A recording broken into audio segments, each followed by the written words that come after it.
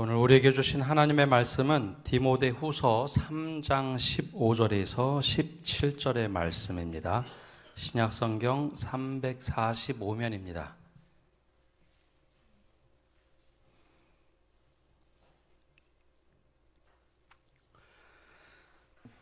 말씀이 3절밖에 안 돼서요. 우리 함께 한 목소리를 읽겠습니다. 또 어려서부터 성경을 알았나니 성경은 능히 너로 하여금 그리스도 예수 안에 있는 믿음으로 말미암아 구원에 이르는 지혜가 있게 하느니라. 모든 성경은 하나님의 감동으로 된 것으로 교훈과 책망과 바르게 함과 의로 교육하기에 유익하니 이는 하나님의 사람으로 온전하게 하며 모든 선한 일을 행할 능력을 갖추게 하려 함이라. 아멘. 지난주에 우리 에베소서 말씀을 다 마치고요. 무슨 말씀을 좀 전해야 될까 고민을 하다가 열왕기 말씀을 나누려 했으나 그거보다는 우리 기본 교리에 대해서 한번 교회에서 가르치면 좋겠다라는 생각을 했습니다. 요즘에 유튜브를 보시는 분들이 정말 많아졌습니다. 근데 문제는 유튜브 신앙 채널을 보시면 유튜브는 기성교단이나 이단이나 혹은 잘못된 가르침에 대해서는 구분을 하지 않고 기독교라는 범주 안에서 그 방송을 하고 있습니다. 그러다 보니 그 이단의 가르침이 우리가 보는 유튜브 바로 옆에 이렇게 쭉 나열돼서 나오거나 혹은 왜곡된 신앙 또 근본주의, 극단적인 근본주의는요 거의 왜곡된 이단과 거의 비슷합니다. 그런 신앙 채널을 자극적인 내용으로 듣다 보면 우리의 신앙관이 좀 바뀌게 됩니다. 극단적인 근본주의라는 것은 다 잘못했어, 다 틀렸어 라고 하면서 강조해서 이야기하면 거기에 혹 하고 빠져 넘어갑니다. 그러다 보니 바른 신앙을 갖기보다는 좀 더 자극적인 거, 조금 더 우리에게 날카롭게 이야기하는 것에 좀 민감해지다 보니 좀 이건 아니겠다라는 생각이 들었습니다. 그래서 좀 기본 교리를 정확하게 바르게 알면 우리가 분별할 수 있는 능력이 조금 더 나아지리라라는 생각을 했습니다.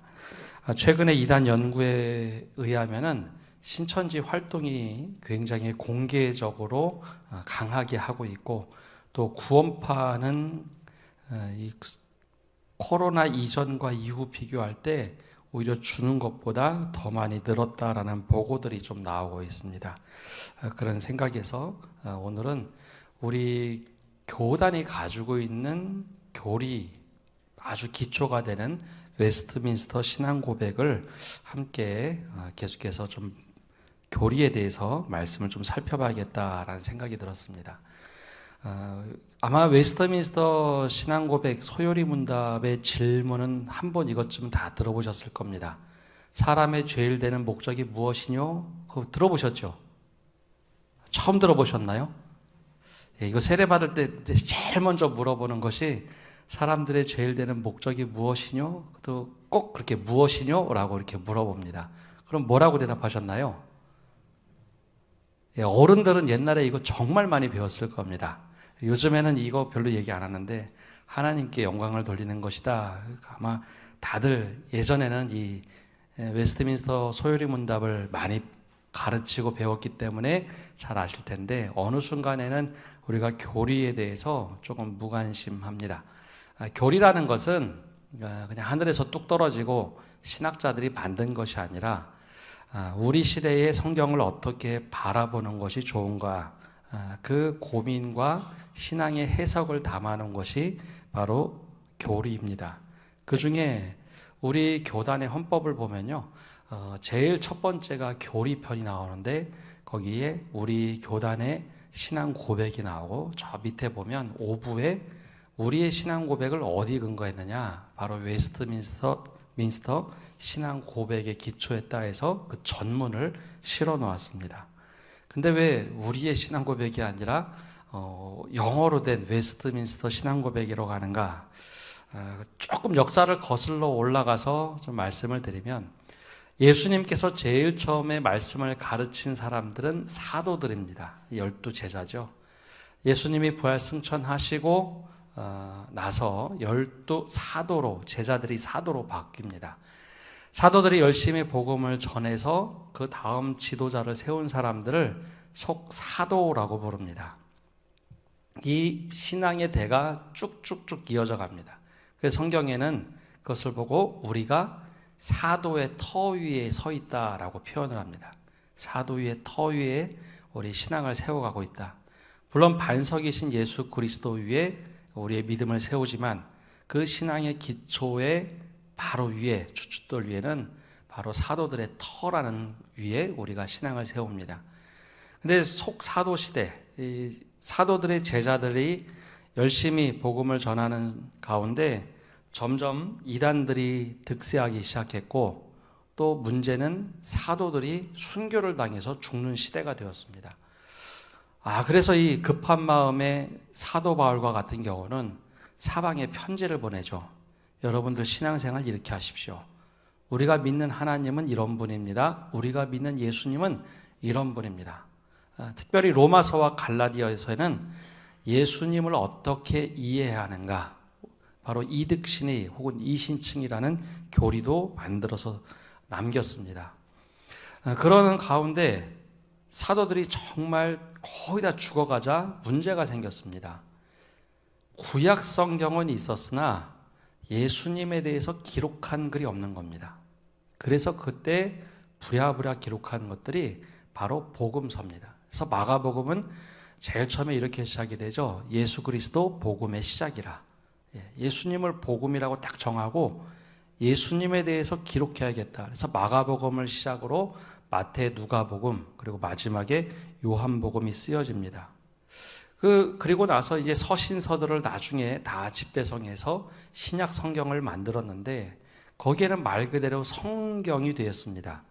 이게 성경에는 기본적인 교리를 이야기한 것이 아니라 그 당시에 예수님에 대한 일대기, 그리고 교회가 무엇인가라는 기본적인 교회 문제들을 담아놓은 것이 바로 이제 신약 성경이죠. 그러다 보니 해석하는 방법들이 조금 다 다른 겁니다. 이단들은 예수님이 이 땅에 진짜 왔다 가신 것이 아니라 잠깐 영적으로 왔다 갔다라는 가연설이라는 것도 퍼뜨리기도 했고, 유대인들은 예수를 믿을 것이 아니라 다시 율법으로 돌아가야 된다. 글이 어딨냐? 성경이 신약 성경이 없었기 때문에 다시 구약의 율법 시대로 돌아가려는 움직임들이 굉장히 많았습니다. 그래서 이 사도 시대 이후에 교부들 시대가 시작이 되는데 그 교부들이 이러면 안 되겠다. 그래서 차츰차츰 교리를 만들어 갑니다. 그러다가 로마가 기독교를 국교로 인정한 후에 제일 먼저 최초의 큰 회의가 열렸습니다. 기독교의 대표되는 신학자들 다 모여라, 목회자들 다 모여라. 그래서 니케아 공의회라는 것이 325년에 열립니다. 한번 그 자막 좀 한번 띄워서 보시면요, 그 역사 하나 있을 겁니다.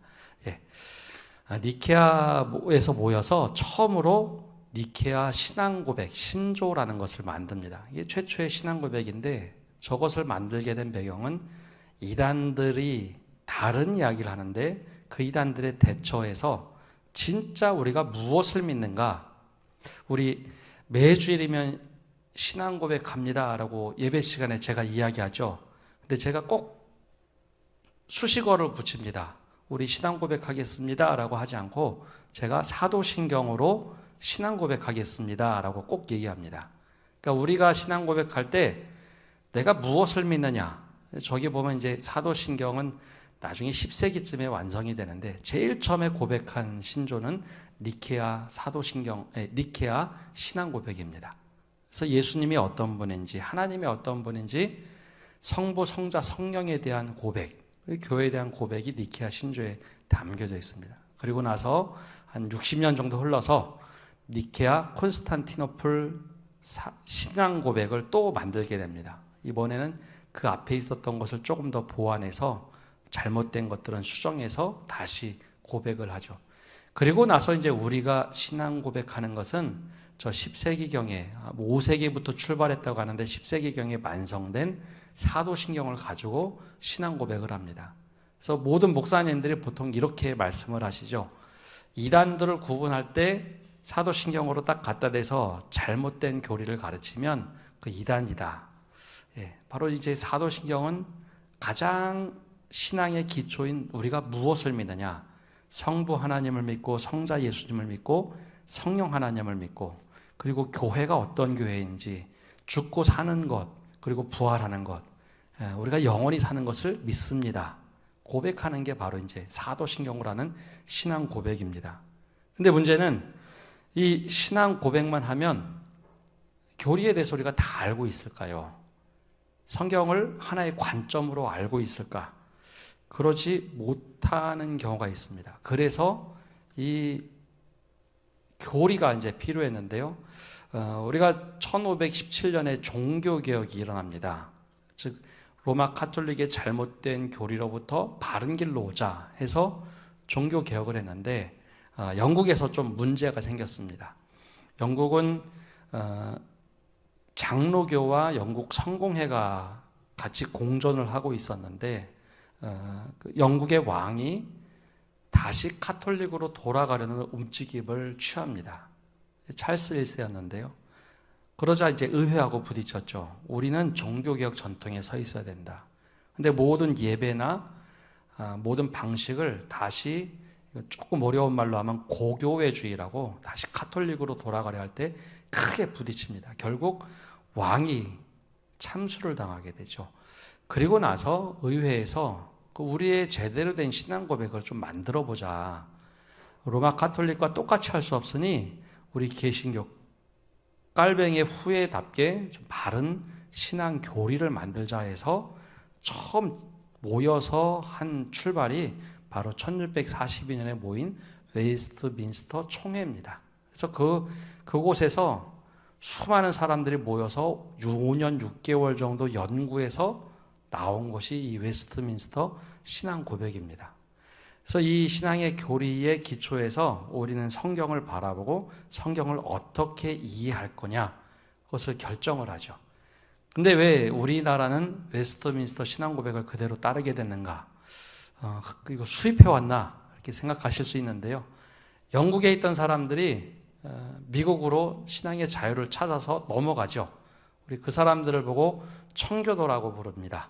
이 청교도들이 이 교리를 가지고 미국으로 넘어갔습니다. 그리고 장로교를 세웠고, 장로교는 이 웨스트민스터 신앙 고백에 따라서 그 교리 위에 장로교의 신학을 세웁니다. 그리고 우리나라에 들어왔던 선교사 중에 제일 많은 선교사가 어디서 왔죠? 미국에서 왔습니다. 그래서 이 영국에서 출발한 이 웨스트민스터 신앙 고백이 한국에 들어와서 선교사들을 통해서 전달이 됐고, 처음에는 우리나라는 웨스트민스터 신앙 고백을 하지 않았습니다. 12개 정도만 차용했다가 1968년이 돼서 우리 교단이 그럼 우리가 어떤 믿음을 가지고 있는지 아주 자세하게 연구를 하던 도중에, 그러면 전 세계 표준으로 삼고 있는 이 웨스트민스터 신앙 고백을 따르자. 그래서 그 1960년대 68년에 우리 교단이 이걸 딱 받아들이면서, 아마 그때 그 중고등학교 혹은 청년 시절을 보내신 분들도 혹은 어른들은 이거 엄청 많이 얘기했을 겁니다. 그때 소요리 문답이 들어와서 전국교회가 이걸 막 가르치기 시작했던 시기가 1970년, 80년대입니다. 그래서 이거 가르치느라고 매번 할 때마다, 세례할 때마다 사람이 죄를 되는 것이 무엇이뇨? 그러면 하나님께 영광을 돌리는, 하나님의 영광을 위해서 사는 겁니다. 매번 그거 반복해서 교리를 가르치곤 했습니다. 그래서 우리가 이제 이 웨스트민스터 신앙 고백 속에 우리 신앙이 터 잡고 있다는 겁니다. 그런데 한 가지 제가 이제 이거 하면서 말씀을 드리는데요. 신앙의 교리라고 하는 것은 완벽하게 결정되어 있는 건 아닙니다. 그 시대에 따라서, 문화에 따라서 조금씩 부분 수정하고 바뀌곤 합니다. 성경을 바꾸는 게 아니라 교리가 시대에 맞지 않을 때는 교리를 수정을 합니다. 그래서 종교개혁이 일어난 후에 개신교에 맞는 신앙 고백을 했던 게 웨스트민스터 신앙 고백, 즉 500년 전에 했던 신앙 고백이고요. 이 터 위에 서 있는데 미국 교회는 수십 년 전에 이 웨스트민스터 신앙 고백보다는 미국의 자신들의 신앙 고백을 새롭게 만들어야겠다 해서 미국 장로교는 한번 이 신앙 고백을 바꿨습니다. 그래서 우리 교단도 우리에 맞는 신앙 고백을 하자라는 노력은 있으나 아직은 바꾸지 못했습니다. 그러면 우리가 이 교리에 제일 먼저 되는 성경에 대해서 한번 같이 보려고 합니다. 성경에 관하여 제1장이 성경에 대한 말씀인데요. 오늘은 너무 많은데 제가 나눠드린 것은 1장의 성경에 대하여 나오는 것 중에 5가지만 뽑아놨습니다. 10가지 주제가 나오는데 제일 먼저 우리가 먼저 함께 오늘 읽었던 말씀 16절, 17절 다시 한번 디모데 후서 읽고 좀 들어가 보겠습니다. 함께 읽어보겠습니다. 모든 성경은 하나님의 감동으로 된 것으로 교훈과 책망과 바르게 함과 의로 교육하기에 유익하니 이는 하나님의 사람으로 온전하게 하며 모든 선한 일을 행할 능력을 갖추게 하려 함이라. 아멘. 하나님께서 우리에게 성경을 왜 주셨을까라는 것에 이제 성경으로 출발합니다. 근데 이건 제가 이제 이거 좀 준비하면서 보게 된 건데요. 왜 교리에서 웨스트민스터 신앙 고백은 성경을 제일 먼저 뒀을까요? 성경 공부할 때요, 순서를 굉장히 중요시 여기면서 성경 공부합니다. 그냥 성도님들은 그냥 성경 공부할 때 그 성경 순서 그냥 이렇게 짰나 보다 생각하시겠지만 새가족 성경 공부를 할 때 선교단체와 교회가 처음에 출발점이 좀 다릅니다. 보통 선교단체는 죄를 먼저 이야기를 하는 경우가 많습니다. 예수님을 소개하기 위해서죠. 근데 교회에서 성경 공부를 할 때는 하나님이 누구신가부터 가르칩니다. 그 순서들이 다 이유들이 있는데요. 왜 성경을 제일 먼저 다뤘을까요? 이건 시대적 배경이 있는데요. 종교개혁을 하고 100년이 지났지만 아직 로마 카톨릭과는 이 당시만 해도 굉장히 갈등이 심했던 시기입니다. 물론 지금도 여전히 갈등은 있지만 그때만 하더라도 아직도 전쟁이 종종 벌어지던 시대입니다. 카톨릭과 개신교가 갈라지게 된 결정적인 이유 중에 하나가 바로 성경을 어떻게 볼 것이냐입니다. 나중에 저 5번째 가서 세 번째인가 네 번째 다루겠지만요. 교회의 권위와 성경의 권위 어느 게 더 높을까요? 성경의 권위와 교회의 권위. 성경의 권위가 당연히 높겠죠. 그래서 개신교인인 겁니다. 예. 로마 카톨릭에서는 교황의 권위나 교회의 권위가 더 높습니다. 이게 이제 이유가 있는데요. 이 당시에 이걸 치열하게 싸웠기 때문에 이 제일 먼저 무엇을 이야기할까 할 때 바로 이제 성경을 먼저 이야기합니다. 성경에 하나님께서 왜 성경을 주셨을까? 그 첫 번째 보면 굉장히 좀 길죠. 이게 무슨 말인가 하실 텐데요. 제가 조금 빨리 읽어보면 이렇게 되어 있습니다. 비록 자연의 빛과 창조의 업적과 섭리의 역사가 하나님의 선과 지혜와 권능을 항상 나타내기에 사람이 핑계하지 못할 정도가 된다 하더라도 그것들은 구원의 필수적인 하나님의 지식과 그의 뜻에 관한 지식을 주기에 충분하지 못하였다. 좀 말이 어렵죠? 이게 신학자들이 길게 쓰다 보니까 그런데요. 쉽게 얘기하면 이런 얘기입니다. 하나님의 창조하신 이거 자연을 확 보여주시면서 야 이거 내가 만들었다. 너희들은 자연을 보고 나를 알 수 있겠지? 이 세상의 질서들을 보면 이거는 사람이 만든 게 아니라 창조주 하나님이 만들었다라는 것을 너희는 자연을 보면서 다 알 수 있겠지? 그래서 당시 세계만 하더라도요. 모두 다 기독교인, 유럽이 기독교인이었기 때문에 당연하게 받아들였습니다. 맞아. 세상을 보면 하나님이 다스리고 계셔. 자연을 봐봐. 다 하나님이 만드셨지. 너무나 자연스럽게 생각을 했습니다.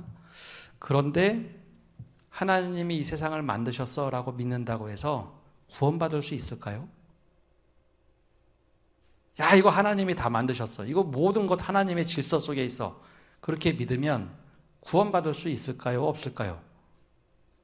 그게 없다는 겁니다. 그거를 좀 이렇게 길게 장황하게 써놓은 겁니다. 우리에게는 이제 두 가지 하나님이 계시를 해줬는데요. 하나는 일반 계시와 또 다른 것은 특별 계시입니다. 일반 계시는 하나님이 이 세상을 움직이면서 우리가 그 속에 살면서 그냥 이건 하나님 아니면 절대 만들 수 없을 것 같아.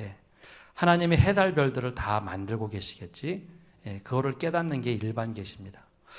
맞아. 하나님이 하셨어. 근데 그것으로는 구원받을 수 없다는 겁니다. 하나님을 모르는 사람들도 이거 조물주가 만들었을 것 같아. 이거는 사람이 절대 할 수 없고 누군가가 만들었을 거야. 그것도 하나님을 어렴풋이하는 것이지만 확실하게 알 수 없는 어설픔이라는 거죠. 바로 이게 일반 계시입니다. 그래서 도저히 사람들이 하나님을 정확하게 알 수가 없자 하나님이 선택하신 게 있습니다. 그 다음에 나오는 문구가 이렇게 시작이 되죠. 그러므로 주님은 여러 기회에 여러 가지 방법으로 자신을 계시하고 교회에게 자기의 뜻을 선포하기를 기뻐하셨다. 나중에는 진리를 더 잘 보존하고 전파하기 위해서 그리고 육신의 부패 및 사탄과 세상의 악에 맞서서 교회를 더 견고하게 건설하고 또 위안하시기 위하여 모든 것을 기록해 두기를 기뻐하셨다. 어떻게 해요? 모든 것을 기록해 두기를 기뻐하셨다. 뭐를 말할까요? 이게 성경입니다. 성경. 하나님이 당신을 계시해 주는데 성경을 통해서 아주 특별한 방법으로 너희들 이렇게 해야 돼. 구체적으로 기록하신 것이 성경이라는 겁니다. 그게 바로 특별 계시입니다. 그래서 성경은 다른 목적이 있는 것이 아니라 우리가 하나님의 사람으로 온전하게 행하고 모든 선한 일을 행할 능력을 갖추게 하는 구원에 이르는 길을 보여주신 게 성경이라는 겁니다. 그래서 성경을 통해서 하나님이 누군지 우리는 깨닫도록 한 겁니다. 그래서 어느 날 갑자기 어디 갔다 와서 나 하나님을 다 아는 것 같아. 성경을 다 깨달은 것 같아. 그게 잘못된다는 거죠. 성경을 통해서만 우리가 하나님을 정확하게 알 수 있습니다. 더 나아가서 마지막에 마지막 문구가 있습니다. 그러나 하나님이 자기 뜻을 자기 백성에게 계시해 주시던 이전 방법들은 현재 중지되었다. 이게 무슨 말씀일까요? 이게 무슨 뜻인가 하면 우리 직통 계시 받는다고 하는 분들 계시죠? 이거 하나님의 뜻이야. 직접적으로 선지자들처럼 받는다고 하는데 우리가 믿는 신앙의 교리에는 직통 계시를 거절합니다. 거부합니다. 성경의 시대에는 하나님께서 직접 선지자를 통해서 예수님의 시대에도 예수님이 직접 사람이 오셔서 말씀하셨지만 지금은 성경을 통해서 말씀하시지 이단들이 얘기하는 것처럼 내가 하나님께 어디 갔다 왔더니 직접 계시를 받았어. 그런 얘기하는 게 잘못되었다는 거죠. 그래서 이 성경을 통해서 하나님이 구원에 이르는 비밀을 알려주시고 하나님이 누구신지 깨닫게 하신다는 겁니다. 그래서 하나님을 더 깊이 아시려면 정확하게 아시려면 말씀을 보셔야 돼요. 기도만 해서는 하나님을 어렴풋하게 알 수 있습니다. 그래서 말씀을 보고 정확하게 알려면 바로 다른 것이 아니라 성경 말씀을 통해서입니다. 두 번째는 성경의 내용인데요. 너무나 잘 아는 것처럼 성경은 몇 권으로 되어 있죠? 초등학생들한테 물어보면 성경 한 권이라고 대답할 겁니다. 근데 이게 왜 그렇게 되냐면 지금은 종이가 나와서 이거 한 권이라고 하죠. 원래 성경은 한 권씩 따로따로 돼 있던 66권입니다. 구약과 신약 39권과 27권으로 되어 있습니다. 근데 왜 성경이 성경이 된다라고 말씀을 하느냐 하면 성경은 약 1600년 동안 쓰여졌습니다. 그건 나중에 보여주시면 됩니다. 1600년 정도 40여 명의 저자에 의해서 쓰여졌는데요. 혹시 글을 써오신 분들 계십니까? 에세이를 쓰거나 혹은 소설을 쓰신 분들은 보통 얘기하는데요. 자기가 어떤 주제로 쓸 건지 다 이렇게 표를 그려놓고 보통 구성이라고 하죠. 플롯을 그려놓고 글을 쓴다고 합니다. 그런데도요. 주제가 몇 년 쓰다 보면 이 주제가 이렇게 바뀌어버립니다. 나이에 따라서 주제도 바뀌고요. 한 사람이 쓰는 글은 시간이 흐르면 흐를수록 자꾸 바뀌어 버립니다. 근데 1600년 동안 40여 명의 말씀을 쓴 기록자들이 있습니다. 그러면 주제가 같을 수 있을까요? 없을까요? 이 사람 죽고 한참 뒤에 또 쓰고 한참 뒤에 또 쓰고 했는데요. 주제가 같으면 안 되죠. 그런데 하나님의 감동으로 쓰여진 이 성경은 우리가 구약, 옛 언약과 새 언약이 뚜렷하게 나눠지는 일관된 약속으로 되어 있습니다. 그래서 구약 성경은 우리가 이제 자막 띄워져 보시면 우리가 5개의 큰 권으로 되어 있습니다. 모세오경, 역사서, 시가서, 대선지서, 소선지서 이 5개 범주로 되어 있는데 신약 성경도 정확하게 5개의 범주로 되어 있습니다. 모세오경과 같이 복음서로, 역사서처럼 사도행전으로, 바울서신, 일반서신, 요한계시록 이 5개의 큰 범위로 되어 있는데요. 이 성경의 주제가 일관됩니다. 옛 언약인 구약 성경은 메시아가 오실 것이다라는 것을 모세오경부터 계속해서 이야기합니다. 역사가 어떻게 시작이 되었고 하나님께서 택하신 역사가 역사서를 통해서 어떻게 이루어지며 왜 패망했고 내가 메시아를 왜 보내야 되는가 선지서를 통해서 계속해서 예언하고 이루어가는 방법이 바로 구약 성경입니다. 내가 메시아를 보낼 거야. 신약 성경은 예수님을 시작으로 해서 다시 오실 예수님으로 요한계시록에 끝납니다. 새로운 언약이죠. 내가 새하늘과 새 땅을 만들 것이다. 그래서 우리가 약속을 믿기 때문에 성경을 번역할 때 구약 성경, 신약, 약속이란 뜻을 넣어서 구약, 신약으로 얘기합니다. 이 성경이 이제 정경으로 66권 우리에게 구원에 이르는 지혜를 주도록 말씀이 기록됐다는 겁니다. 이것이 이제 하나님의 감동으로 된 성경입니다. 그리고 세 번째 나오는 3번에서 보통 외경이다라는 것이 있는데요. 다음 장 띄워줘 보시면요. 3번 보여주시면요. 외경이라는 성경이 있습니다. 혹시 공동번역 성경 가지고 계신 분들 계신가요? 원래 공동번역을 카톨릭과 같이 번역한 후에 90년대 우리 같이 써자 개신교와 카톨릭이 같이 쓰자고 해서 같이 번역에 참여하고 만든 성경입니다. 근데 공동번역 성경을 보면 거기에 외경이 나옵니다. 15권이 들어가는데 그 외경이라는 뜻이 원래 이제 성경을 나중에 편집을 하게 되는데요. 선정 과정에서 이것은 정경으로 넣기에는 조금 난해하거나 비현실적이거나 조금 이상하다라고 하는 것은 밖으로 빼놨는데요.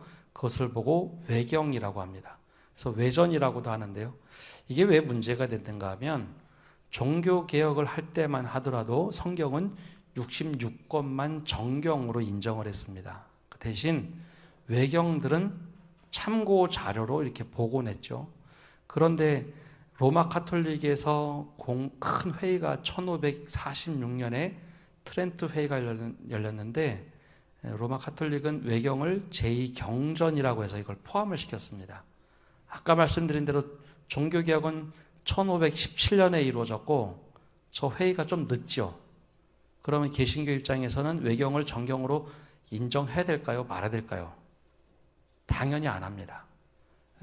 근데 이제 여기서 좀 차이가 있는데 그 신앙 고백서 이게 보면 이게 1600년대 만들어진 신앙 고백인데요. 외경은 절대 경전이 아니다라고 못을 탁 박아놨습니다. 근데 요즘에는 우리가 성경 외에 간증집이나 혹은 신앙 서적들을 다들 읽으시죠. 예, 그리스도를 본받아 혹은 뭐 거창하게 죄와 벌 또 여러 가지 기본적인 신앙 서적들을 좀 읽으실 텐데요. 신앙 서적을 읽을 때 외경 정도는 읽어도 좋다라고 얘기합니다. 성경에 난해한 것들 중에 연결고리가 있는 것이 외경에 좀 많이 나옵니다. 그래서 신앙에 도움은 되나 그걸 정경으로 인정하지 말라라고 하는 겁니다. 우리가 간증집 보고 이거 성경이라고 얘기하지 않는 것처럼 신앙에 도움은 되지만 정경으로 인정할 수 없는 게 바로 이 외경입니다. 근데 여기서 오해하시면 안 됩니다. 외경에서 밑에 단어를 하나 뒤집어 놓으면 위경이라고 읽을 수 있죠. 위경은 진짜 거짓된 잘못된 글입니다. 그래서 위경은 나중에 1000년대에 다 모아서 감춰놨는데 이게 고고하게 발달하면서 가끔 세상에 나옵니다. 거짓 위자를 써서 위경인데요. 그러면 이걸 보고 사람들은 야, 예수님 당시에 이랬대라고 하는데 위경들은 아예 금서로 박아놓았던 것이 신앙에 아예 해가 된다 하는 것들을 위경이라고 말을 합니다. 그래서 오늘 이제 외경이라는 것이 있고요. 바로 이것 때문에 이제 문제가 생겼습니다. 네 번째, 성경의 권위에 대해서 말하는데요. 조금 전에 말씀드린 것처럼 성경과 교회의 권위, 왜 이거 갖고 다투게 됐는가 하면 제일 처음에 이런 얘기 하시면 깜짝 놀라겠지만 처음부터 신약 성경은 이렇게 27권으로 딱 결정된 게 아닙니다. 397년에 성 어거스틴의 주도로 이 카르타고 회의에서 성경이 27권이 이걸 정경, 즉 성경으로 인정하자 회의를 해서 결정을 합니다. 그럼 성경을 결정한 데가 어딘가요? 교회죠. 그럼 교회의 권위가 더 높은 건가요? 성경의 권위가 더 높을까요? 아예 헷갈리시죠? 예. 그래서 로마 카톨릭은 교회가 성경을 정경으로 잡았기 때문에 교회의 권위가 더 높다고 했고, 종교개혁자들은 이것은 하나님께서 성경으로 딱 만드시고 교회가 그거는 어쩔 수 없이 인정할 수밖에 없는 상황에서 인정만 한 거지 이것은 성경이 권위가 더 높다라고 인정한 겁니다. 그래서 종교개혁의 전통에 서 있는 우리 개신교는 하나님의 말씀이 유일하다. 그래서 솔라 스크립투라라고 해서 오직 성경으로 빗대 봤을 때 교회가 잘못한 거면 교회는 당연히 바뀌어야 된다는 겁니다. 반대로 로마 카톨릭은 교회의 권위가 높기 때문에 성경을 해석할 수 있는 힘이 교회에게 있다라고 얘기합니다. 그래서 성경의 권위를 신앙 고백문에 넣어놓은 겁니다. 그래서 우리 교회가 아무리 좋은 전통을 가지고 있어도 성경의 가르침과 다 배치가 되면 어떻게 될까요? 과감하게 폐기합니다. 그게 바로 종교개혁 정신입니다. 그래서 오직 성경의 권위가 최고다라고 고백하는 거죠. 그리고 마지막은 이제 교회의 진위에 대해서 다섯 번째, 교회의 증언을 말하고 있는데요. 성경은 다른 어떤 것보다 구원을 이루기 위해 충만한 책이다라는 겁니다. 그래서 성경을 더 깊이 이해하기 위해서 제일 중요한 것 중에 하나가 제일 마지막에 나오는 문구인데요. 우리 마음속에서 말씀을 통해 증거하시는 성령의 내적 확신을 통해서 이게 나에게 하시는 말씀이다라는 것을 믿고 깨달아야 된다라고 강조를 합니다. 성경은 우리에게 구원을 주시는 하나님의 능력이 되는 말씀입니다. 그래서 우리가 막 믿음이 흔들리고 할 때 기도하는 것 물론 기도해야 하는데요. 그때는 성경으로 다시 한번 돌아가 봐야 됩니다. 막 혼란스러운 일들이 있을 때 하나님께서 나에게 무슨 말씀을 하셨는가? 그리고 하나님께서 나에게 어떤 길을 요구하시는가? 그게 바로 성경을 통해서 우리에게 가르침을 준다는 겁니다. 그래서 우리는 교회의 증언에 따라 성경을 고귀한 것으로 평가하고 내용의 고귀함, 가르침의 효능, 문체의 장엄성, 모든 부분의 통일성, 성경 전체의 목표는 바로 성경이 보여주는 인간의 구원에 관한 유일한 길을 제시하고 있다라고 말합니다. 그래서 성경에서 가장 중요한 것은 우리로 하여금 구원에 이르도록 인도하는 겁니다. 그래서 오늘은 이제 성경에 대해서 제가 말씀을 나눴는데요. 우리가 좀 이거를 교리를 좀 요약해서 다시 한번 말씀을 드리면 성경은 우리에게 구원을 주시는 하나님의 능력이 되는 겁니다. 그리고 우리에게 보여주시는 아주 구체적인 계시가 이 성경에 기록되어 있습니다. 그래서 다른 것을 통해서 구원을 얻는 것 아니고 오직 성경의 말씀을 통해서 이렇게 믿음의 길을 가야 하나님께서 우리를 인도하신다는 것. 절대 흔들림 없이 구원의 길에 이르도록 하는 것이 바로 이 성경이라는 겁니다. 그래서 이 성경이 가장 안타까운 것은 이 성경이 우리들의 손에 이렇게 쥐어진 시기가 불과 200년도 안 됩니다.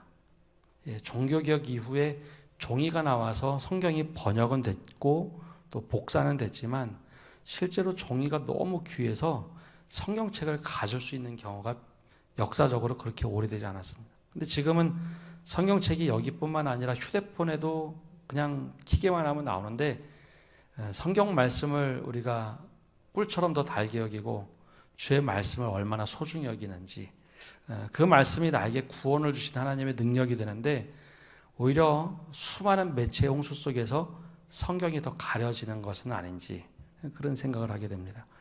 우리가 이제 하나님의 말씀, 이 성경이 나에게 하나님을 보여주시는 것. 그래서 제가 자주 말씀을 드리는데요. 우리가 가지고 있는 하나님의 상이 잘못되어 있는 경우가 훨씬 더 많습니다. 유교의 옷을 입은 하나님의 상이 있고 또 내가 전통적으로 가지고 있던 신앙의 틀 속에 하나님을 가둬놨습니다. 그래서 성경을 읽으시면서 내가 잘못된 하나님의 상이 있으면 그것을 한 번씩 깨뜨려야 진짜 하나님을 만나고 내 신앙의 그릇을 성경 말씀으로 깨뜨려야 믿음이 사라지는 게 아니라 더 큰 믿음을 갖고 하나님을 온전히 받아낼 수 있습니다. 그래서 이 말씀에 대한 소중함을 우리가 늘 깨닫고 말씀 속에 늘 살아가시는 성도 여러분 되시기를 바랍니다. 기도하겠습니다.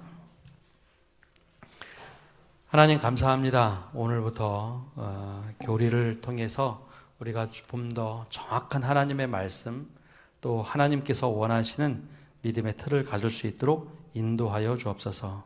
특별히 오늘 하나님의 말씀인 성경을 통하여 우리에게 하나님이 계시해 주시는 그 음성을 듣게 하시고 우리가 그곳에 더 깊이 매달려 영적으로 잘못된 것과 그른된 것, 바른 것을 구별하고 분별할 수 있는 믿음을 허락하여 주옵소서.